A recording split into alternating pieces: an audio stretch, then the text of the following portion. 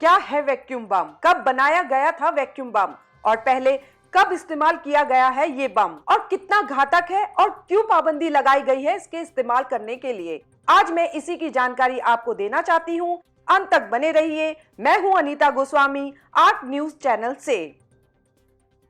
तो चलिए बात करते हैं वैक्यूम बम के बारे में। वैक्यूम बम एक एडवांस हथियार है जो अपने प्रभावों से इमारतों को नष्ट करने और मानव शरीर को भाप बनाकर उड़ाने में सक्षम है। यह बम एरोसोल बम भी कहलाता है और journal of military and veterans health के अनुसार ये स्प्रे वातावरण में चारों ओर फैल जाते हैं, खासकर शहरी इलाकों और दुश्मनों के बंकर के अंदर तक आसानी से घुस जाता है। इसे रॉकेट के रूप में लॉन्च किया जा सकता है या विमान से बम के रूप में गिराया जा सकता है।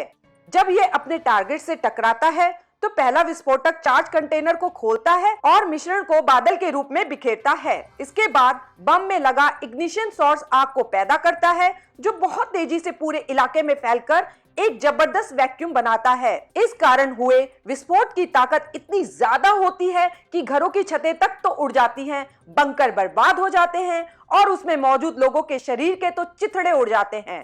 पास में मौजूद इंसान तो तुरंत भाप में बदल जाता है। दूर के लोगों पर भी इसका इतना प्रभाव पड़ता है कि आंतरिक अंगों से खून बहने लगता है। कब और क्यों बनाया गया था वैक्यूम बम?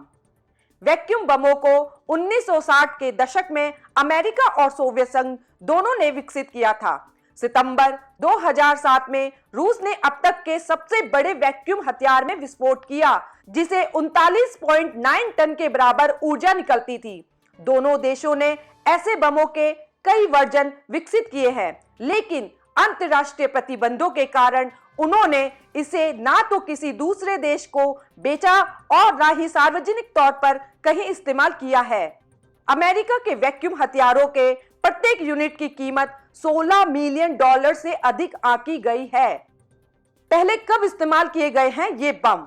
तो मैं आपको बता दूं, वैक्यूम बमों का पहला उपयोग द्वितीय विश्व युद्ध के समय का है, जब इसे शुरू में जर्मन सेना द्वारा इस्तेमाल किया गया था। तब से वैक्यूम बमों का और विकास हुआ और मुख्य रूप से यूएस और तत्कालीन सोवियत संघ द्वारा इसे विकसित किया गया।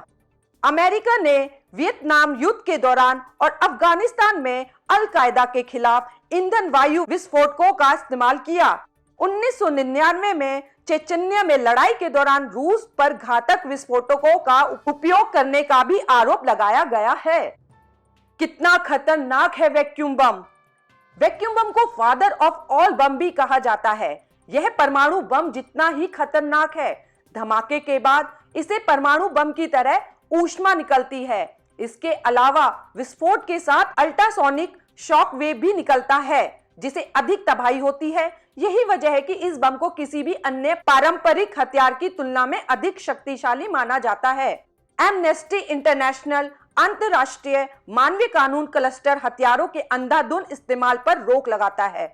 ऑस्ट्रेलियन स्ट्रेटेजिक पॉलिसी इंस्टीट्यूट के वरिष्ठ विश्लेषक डॉक्टर मार्क्स हेलियर ने यह कहा कि वैक्यूम बम एक अपार्टमेंट परिसर या अन्य इमारत के खिलाफ एक बहुत ही विनाशकारी हथियार हो सकते हैं। इसके द्वारा बनी प्रेशर वेव और रेयरफैक्शन या वैक्यूम आसपास की ऑक्सीजन को सोख लेते हैं, जो फेफड़ों को तोड़ देता है तथा ब्रेन की टिश्यूज को भी नुकसान पहुंचाता है।